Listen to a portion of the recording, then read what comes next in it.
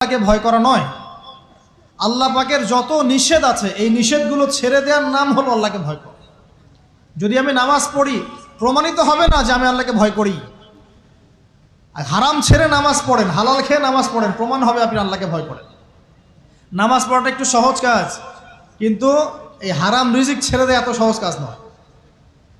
রোজা রাখা সহজ কাজ তুলনামূলক, কিন্তু সুদ ঘুষ ছেড়ে দেওয়া এত সহজ কাজ নয়।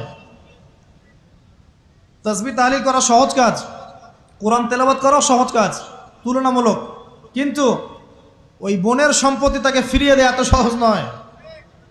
অন্য মুসলিম ভাইয়ের মান সম্মান রক্ষা করা তো সহজ নয়। পরিবারে পর্দা এবং নামাজ কায়েম করা তো সহজ নয়। এবং এই সুদ ঘুষ দুর্নীতি অন্যের সম্পদ আত্মসাৎ থেকে বের হয়ে আসা এত সহজ নয়।